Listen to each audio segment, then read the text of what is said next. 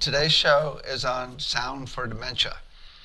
And our intention is that we may completely overcome not only the symptoms of dementia, but ultimately with sound we can actually use it to actually cure dementia down the line.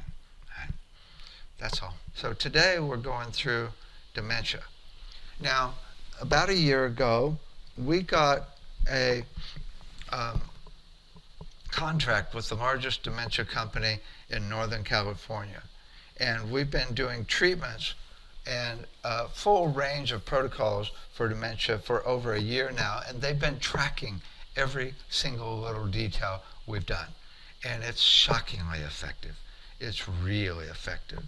It's actually used to be called the Calabria Center. It's now called Providence Adult Day Health. And they've got about 130 attendees, they call them participants, that come in daily. And what it's done is it's reduced especially the anxiety. They've got about 30% of the participants are really low functioning. Many are nonverbal. And they get anxious really easily. There's this one woman, she'll just scream. Just out of the blue, just let out a scream. And of course, the nerves of everybody in the room of 130 people just go off the deep end, right? They say they get really anxious when they have to line up for the bus leaving. Right? So what this has done is it's got rid of 50% of the anxiety, which is really good for everybody there, but also extremely good for the caretakers. I mean, these guys are like freaking angels, right? Because it's a really stressful place to work. So to be able to calm the place down that much, it's changed the place dramatically. Not to mention that the workers can now go on, they've been going on the sound lounge and doing the sound themselves, so they're calmer in their own self as well. Right? But it's also woken people up. I mean, I had this guy, I'll tell you, so we were working on doing emotional expression. I'll talk about it in more detail. And we are having people make the sound of how they're feeling. And this one guy, he's like hunched over, just almost catatonic, right? And I said, do you want to do the sound of how you're feeling? And he goes, like that. And he looks up and he smiles at me and then hunches back over. Totally able to actually have communication and awakeness, right? There's so much. It's so good for the symptoms of dementia and other things, including anxiety, depression, PTSD, even pain. There's like all the different things that often go with dementia. What we're doing is just really effective. Right? So this is our new site, soundfordementia.com. It's all ready to go now. And the basis of how it works with sound is you can think of dementia as a chaotic vibration in the brain. The brain is no longer beating rhythmically like it normally does, and consistently rhythmically. Because when you're focused, your brain has a consistent, stable rhythm that is really, really quite peaceful, actually. So what we're doing is providing rhythms and melodies to get it back to its stable, consistent vibration.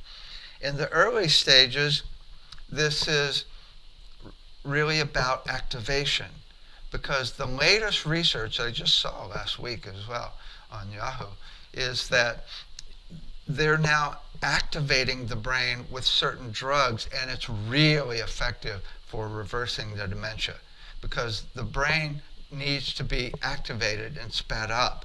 So in the early stages, we're using activating sounds like, even gongs or Tibetan bowls or fast rhythms, and high frequencies are more activating things to wake them up, right? getting them to play the instruments as well is really huge.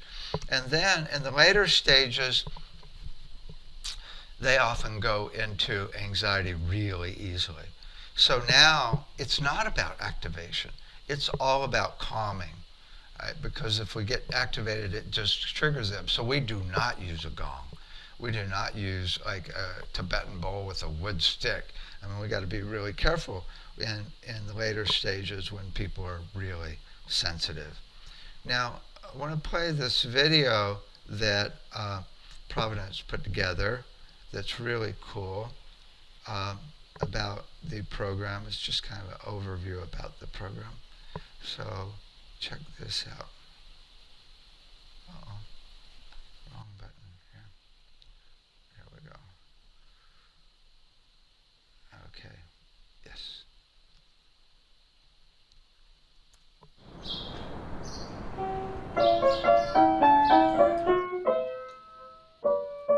Did you like classical music? Oh, yes.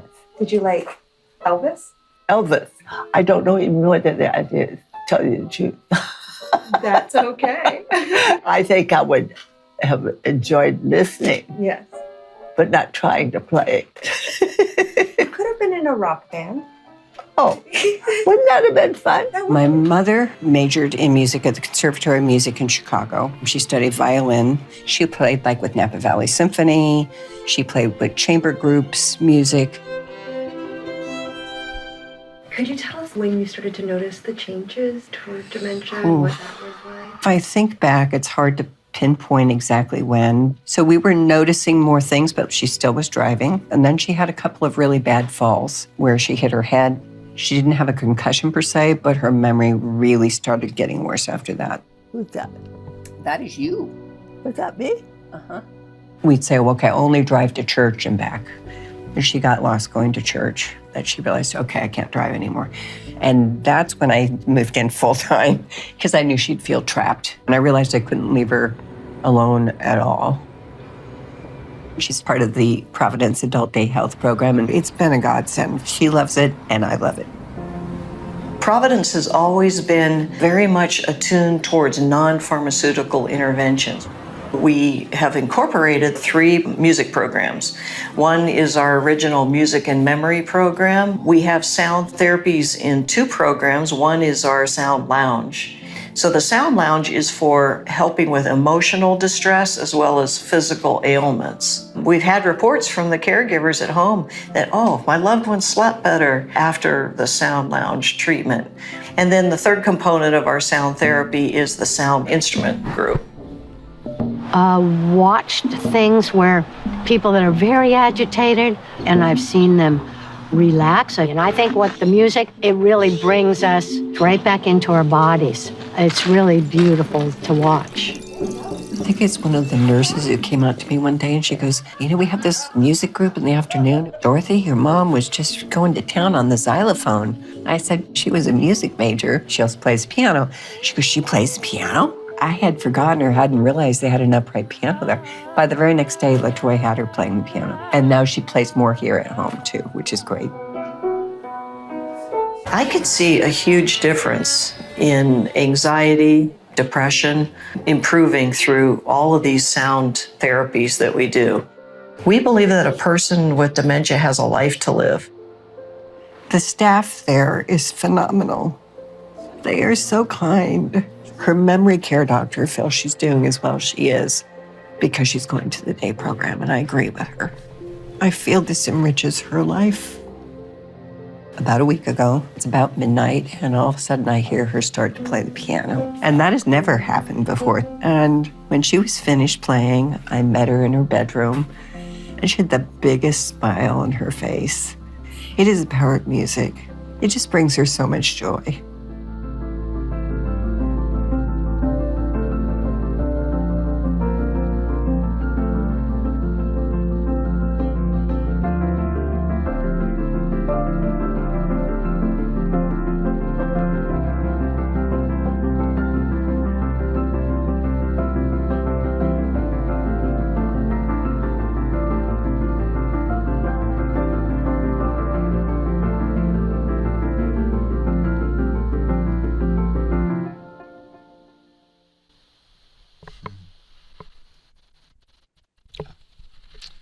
So there's many techniques and protocols that we've implemented at the center.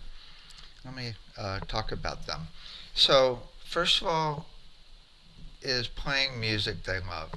You know, it's obvious, it's well known and well researched that if you get a playlist of music they used to love and play it, it will often wake them up. And there's that movie Alive Inside where they show people waking up by just putting headphones on them. They're completely catatonic and then they wake up when they listen to their favorite music.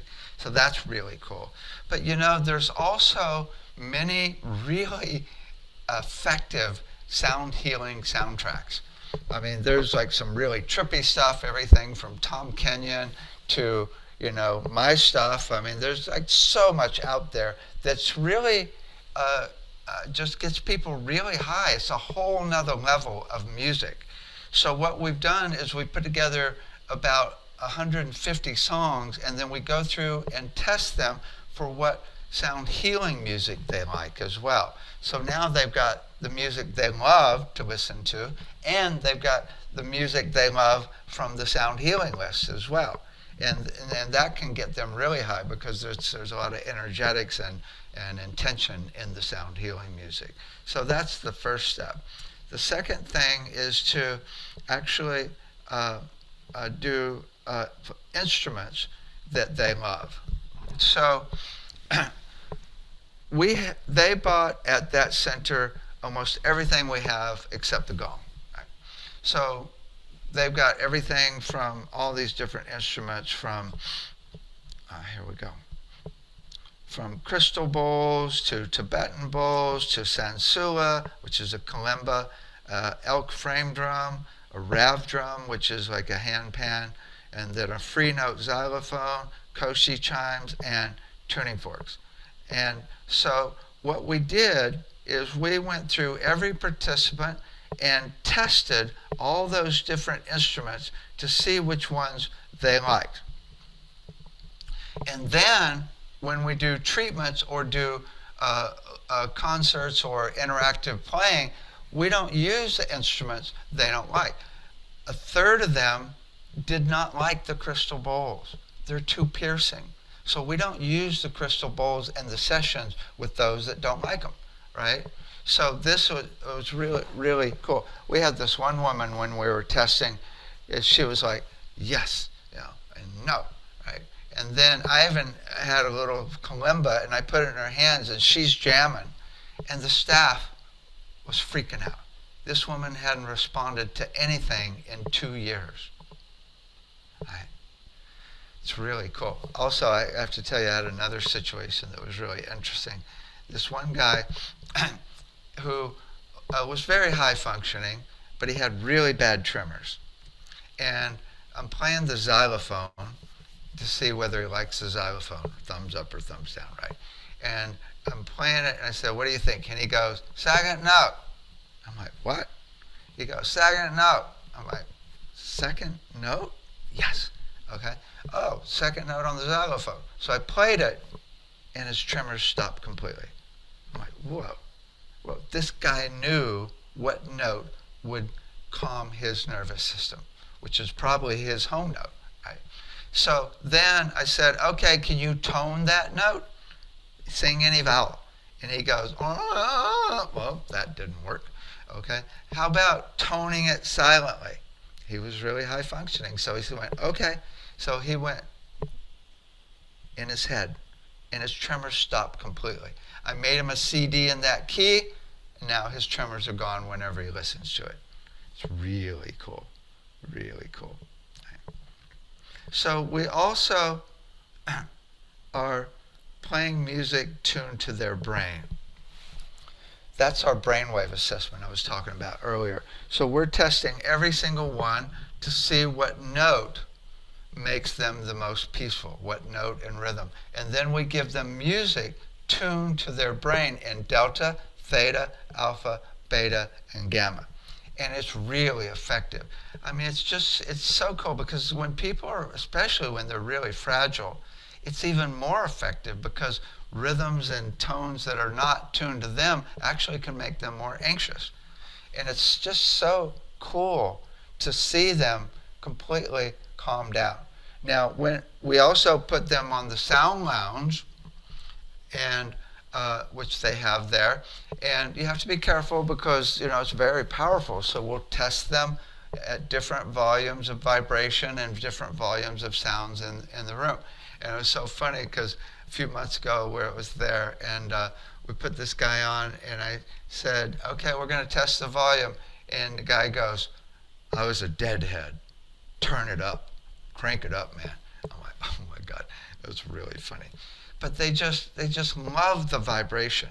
In fact, now the only problem is people are waiting in line to actually get on the sound lounge. When can we go on the sound lounge? When can we go on the sound lounge? Right? And it's really just so effective because a lot of people can't sleep, and then it helps them to relax and they get a little nap. But it's also, it just completely overcomes that agitation that is so easily triggered. And when it's in their note, it totally wakes them up. Totally wakes them up, especially with the alpha frequencies, which are about presence and learning. Now, we also do the jam sessions that you saw Alex was talking about, where they actually play all the instruments together. And it's really interesting. I mean, the times I've done it there, which are many now, with the high functioning, they are able to keep rhythm and play notes that actually go together. I mean, we had like a whole jam session going. It was really cool, really cool. But also, we do little sound baths with them. For people that are low functioning, we'll just do like a little concert. And always watching to see if they're triggered by anything. But also, we have them do a lot of sound themselves. It's really cool. I mean, we have them now making the sound of love. Oh my God, right? And feeling love again. It's so beautiful. First of all, we have to do a good amount of work to get them comfortable making sound, because most adults, regardless of dementia, are scared to death to make sound, right? So we do like a couple of weeks of just call and response. Ooh, ooh, right?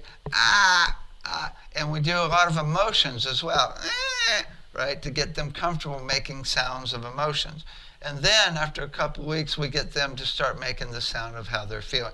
I demonstrate. It's like when I come in, I'll say, this is how I've been feeling. Ah, right? And then now they're totally, when you first come in, they totally make the sound of how they're feeling one by one. And it's so cool. And this is really cool for the early stages of dementia, because when they get into later stages, they can make sound of how they're feeling without having to use words. Now, for those that are already in later stages, what we're doing is communicating with them with sound. So if they look a little depressed, I'll go,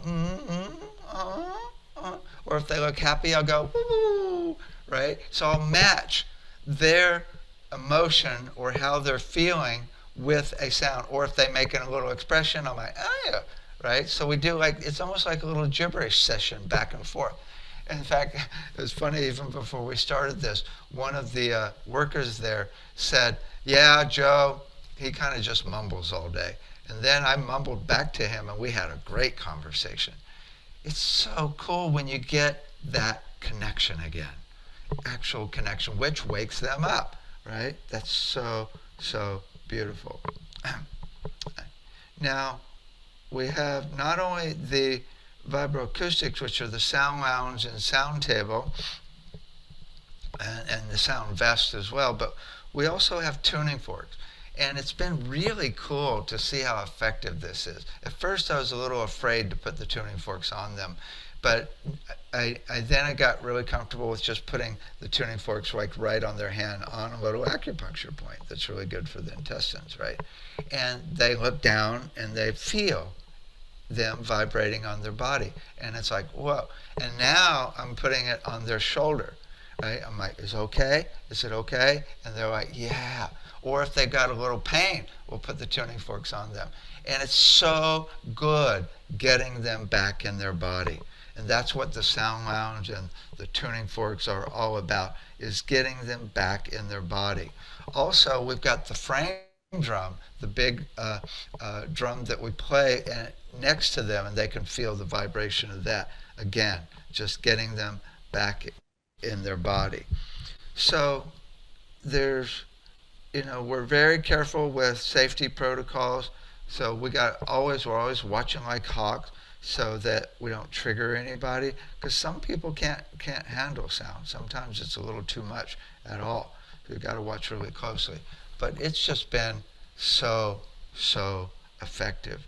I mean, there's calming, there's the activating aspects of, you can not only do activating sounds, but activating rhythms. You can do higher frequencies.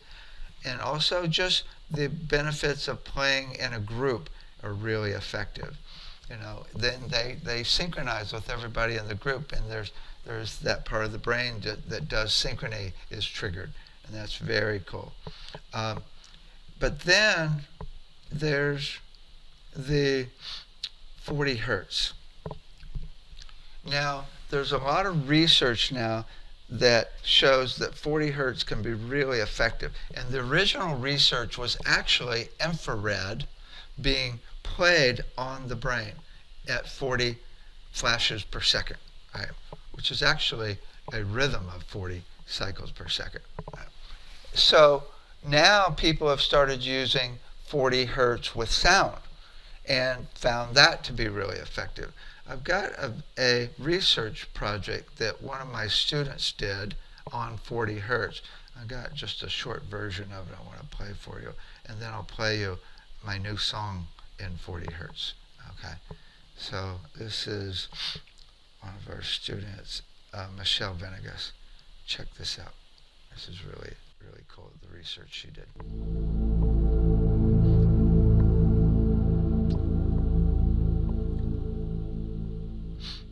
In one of the classes, it was mentioned something about the use of 40 hertz in treating Alzheimer's disease.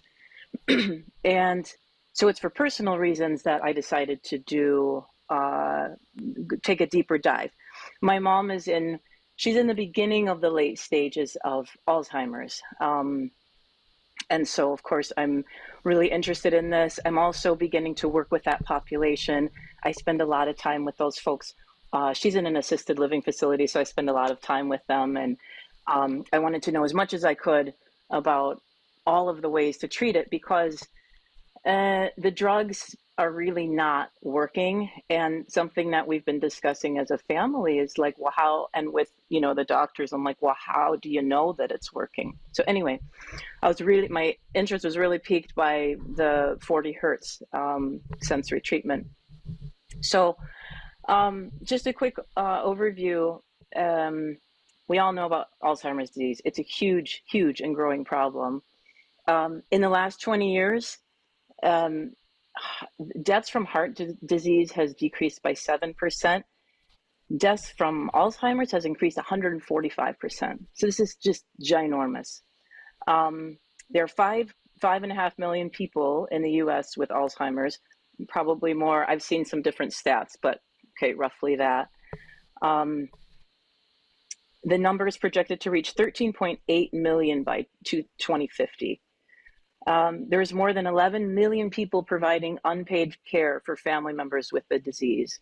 So that impacts just so many people. Probably everybody here knows someone that has it or knows someone who, has a loved one with it. It touches almost all of us. So currently there's no cure. There's just the treatment with drugs whose intent is just to put the brakes on the progression of the disease. And like I said, it's really hard to know if they're working. So it's kind of like a shot in the dark. You try this and you try that.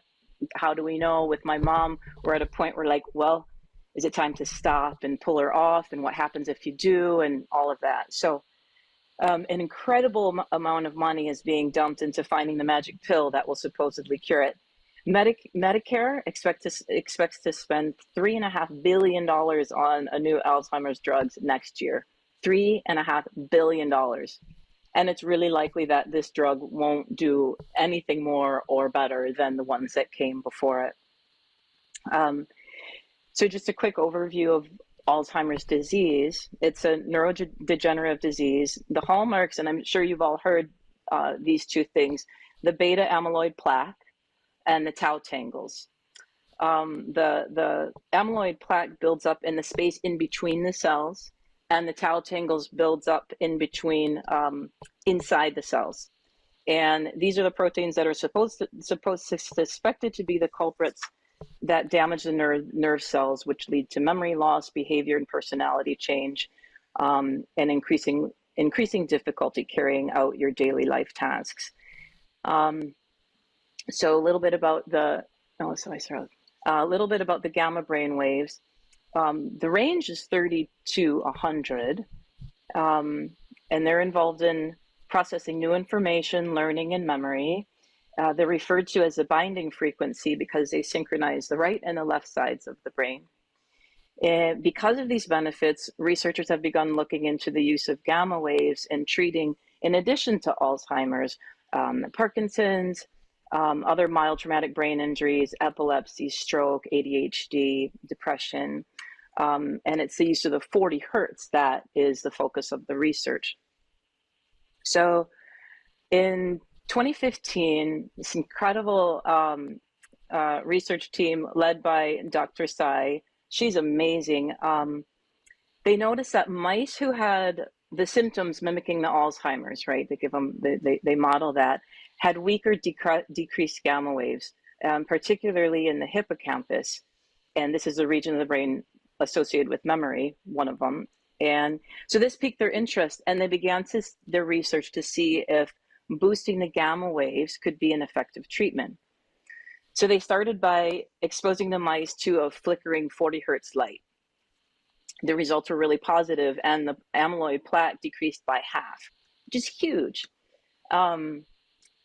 They then decided to add sound to it. So they added a 40 hertz click in addition to the lights. And they found that the sound and the light treatment together, which Dr. Tsai calls the gamma disco, which is like my favorite thing. This is so wonderful. It increased the power and the synchrony in the brain. So the Alzheimer's mice that were exposed to the gamma disco showed reductions of the amyloid plaque and the tau tangles.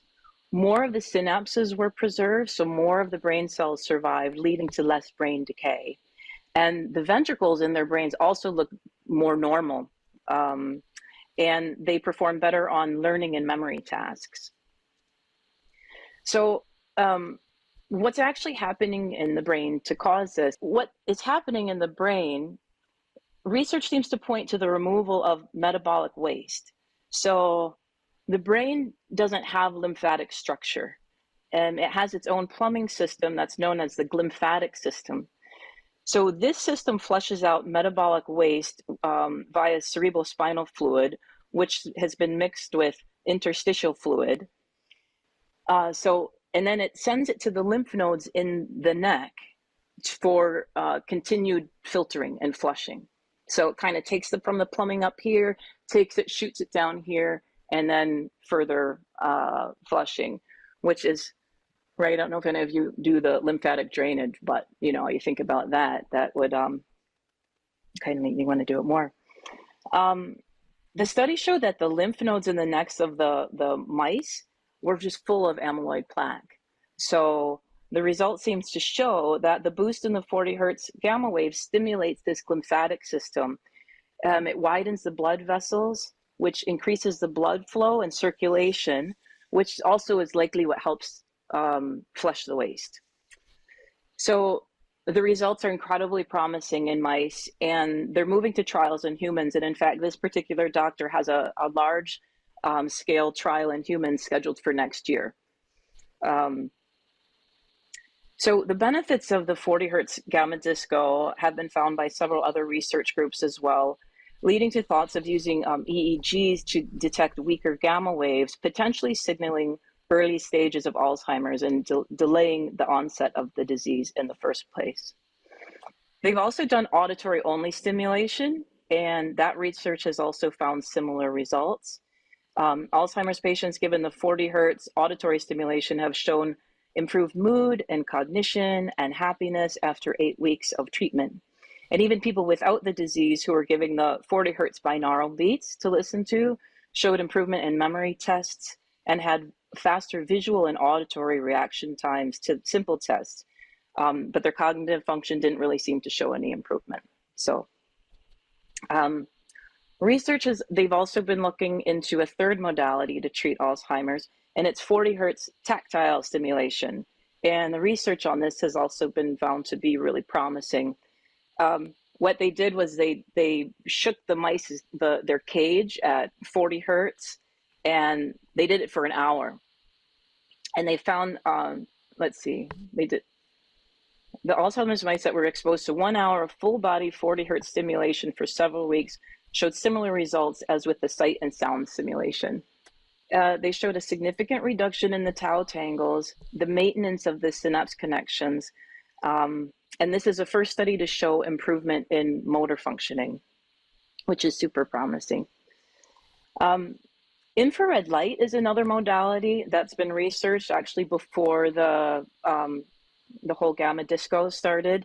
Looks like in 2008, they found that treatments administering the infrared wavelengths produced nitric oxide, which dilated the blood vessels, increasing circulation, increasing the energy of the mitochondria, increasing good proteins, repaired and regenerated neurons, and reduced amyloid proteins.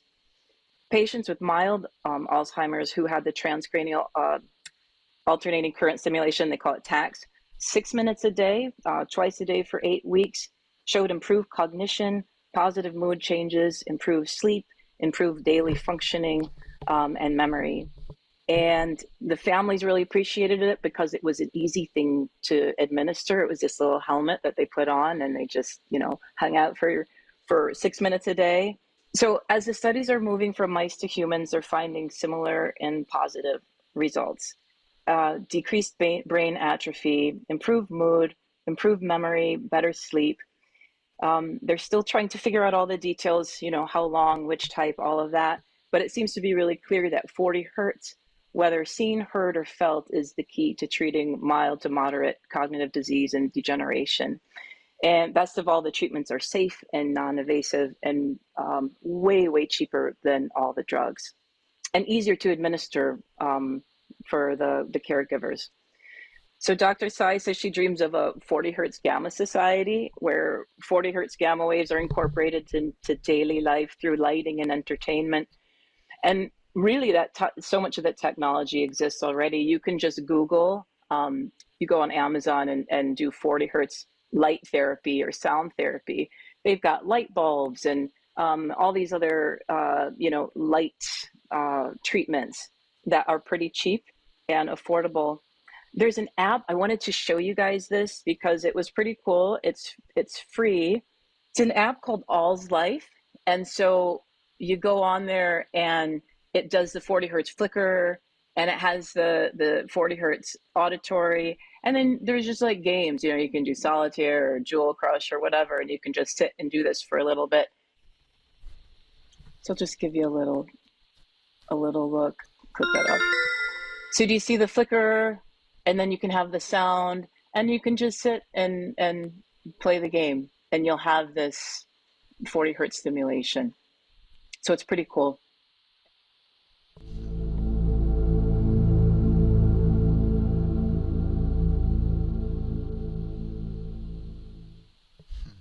Cool, huh? Oh my God. So what I've done is actually spent all day today creating a song based on 40 hertz, which happens to be the note of E, and I retuned the E so the bass is exactly 40 hertz. But I did some other things that are really cool, and that is I calculated the rhythm of the song based on 40 hertz. Because, she's really talking about a rhythm. When you got flashing lights, that's not actually a frequency of sound. That's like a rhythm. So I actually have a rhythm and the 40 hertz as well. The 40 hertz tactile would be the actually vibrating, right? And if you're in a sound lounge or a sound vest that we sell, you're going to totally get that vibration like the mice did with the whole cage shaking, right? But also I added in brainwave uh, uh, tuned to binaural beats that create brainwave states in alpha, which is the awake state, tuned to 40 hertz as well. So we got three different things going on in this music based on 40 hertz. So, before I play it though, I want to play, there's one song on the brain CD that I have. It's not even music, it's just frequencies that are really effective as well. I'll play just a second of it here, and then we'll come back. Okay, 7. Cool. Check this out. Uh-oh. I guess I can't do that one. Let's see if this one, I didn't think to play it. Nope. Okay, let's find it. We'll do a quick search and find it. Cerebellum. I know it's in here. Okay, cerebellum. There we go. Check this out.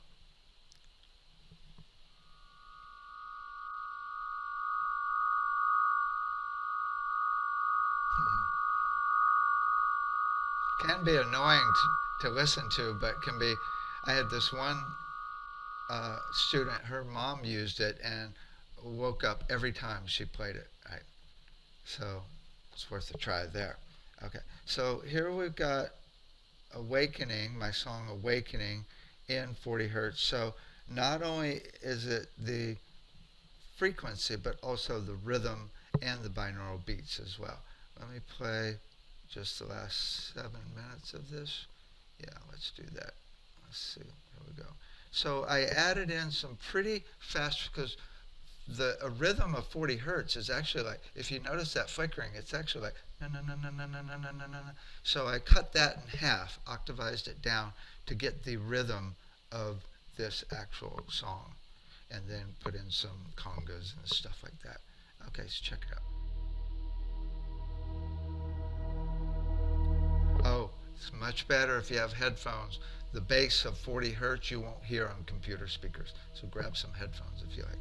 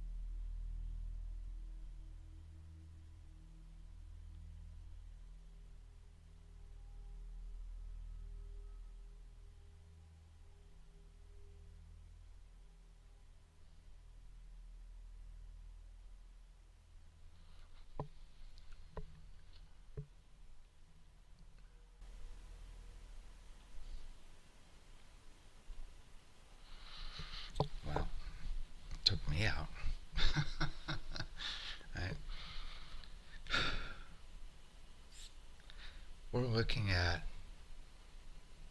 not only doing this with sound and light, but also you could do it with electromagnetics. And also I just heard that there's another research project where they're now researching other frequencies, because they say that this frequency happens to be the frequency of the actual nerves in the brain. But they said there's other frequencies that can trigger other nerves. So they're trying a full range of frequencies, I heard in another research project that started last year. So the potential here is really huge. Ultimately, what we're talking about is those proteins that she said are the plaque and the other amyloid or whatever, we could actually find their frequency and target them with sound and break them up. Right? So the potential here is really, really huge. And it's already really effective for what we're doing in the centers now. We're now actually going to be starting a whole system for going to, or a whole marketing thing, I guess, to go to different centers and find and get it implemented throughout the world. Right? But also, if you're interested, I mean, even in helping on that, we're going to need people to actually go to centers.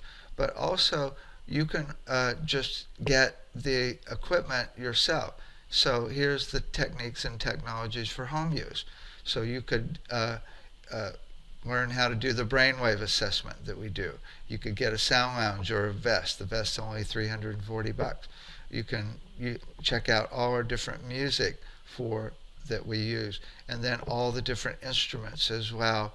And then we can do training on emotional expression with the voice.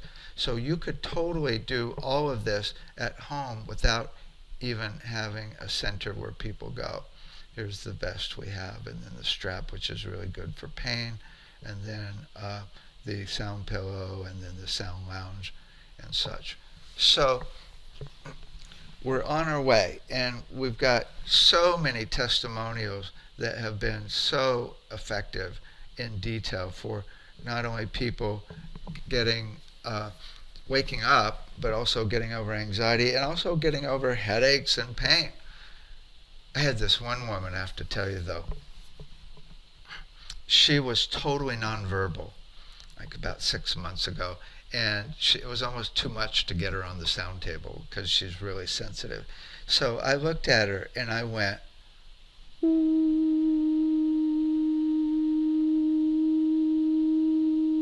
and she was totally transfixed. So I did that for 20 minutes, and she was so still. Stable, consistent vibrations overcome chaos.